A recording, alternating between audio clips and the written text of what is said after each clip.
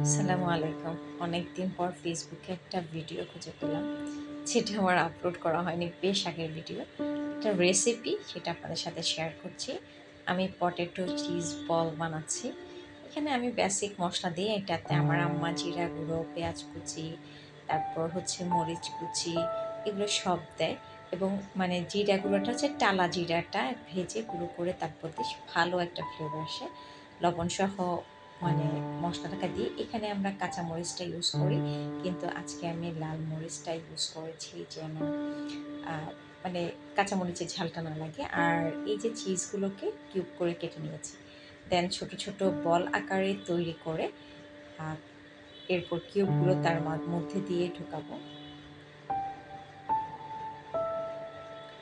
কিছু বল ফার্স্টে তৈরি করে ফেলেছি, দেন এবার চিজ কিউবগুলোকে আমি বলের মধ্যে দিয়ে দিচ্ছি আর এইভাবে প্রত্যেকটা বল রেডি করে নিই।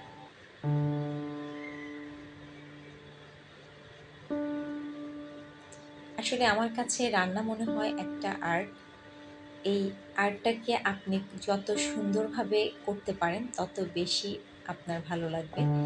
আমার রান্না করতে খুব পছন্দ হয়, আমি পছন্দ করি ডিফারেন্ট টাইপের আইটেম ট্রাই করতে, আমি পছন্দ করি। কিন্তু ইদানিং আমার একটুখানি দেখা যায় শরীর খারাপ হয়ে যায়, অসুস্থতার জন্য অনেক ইচ্ছে থাকা সত্ত্বেও করতে পারি না। দেন আমার রেডি হয়ে গেল সবগুলো চিজি পটেটো বল।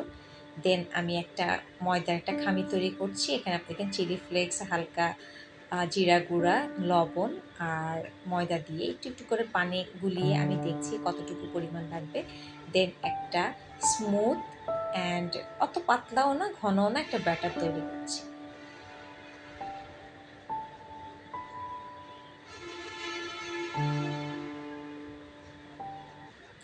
আমার ব্যাটারটা রেডি হয়ে গেছে। আরেক সাইডে নিয়ে নিলাম ব্রেড ক্রাম।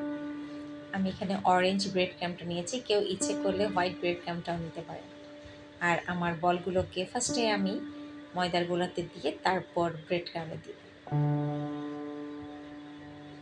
এবং এভাবে গোল একটা বাটিতে নিয়ে যদি এরকম করে দেয়া হয় খুব ইজিলি লেগে যায়, তখন হাতে আর লাগে না। এই জন্য আমি এই প্রসেসটাই ইউজ করি। এরপর আমাকে হেল্প করার জন্য মানহা চলে এলো। মানহার সাথে আমার আরেকটু ইজি হয়েছে বলগুলো রেডি করতে। আমি ময়দাতে গড়িয়ে দিচ্ছি আর ও ব্রেড ক্রামের মধ্যে বলগুলোকে গড়িয়ে নিচ্ছে।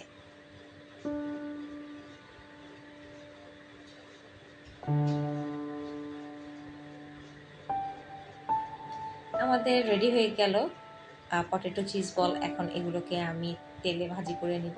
তেলটাও আপনারা দেখছেন অত বেশি দিই নাই, কমও দিইনি, কোনো কিন্তু ফাঁকা মনে হয়েছে আমি সেখানে একটু ব্রেড ক্রাম ছিটিয়ে দিয়েছি। আর রেডি হয়ে গেল আমার চিজি পটেটো বল। এই যে ভেতরে চিজ। এখন মানহা আপনাদেরকে খেয়ে দেখাবে কেমন লাগে। এত পুরনো একটা ভিডিও, মানে ভয়েস দিতে গিয়ে খুব ভালো লাগছে, অনেক স্মৃতি অনেক কিছু মনে পড়ছে।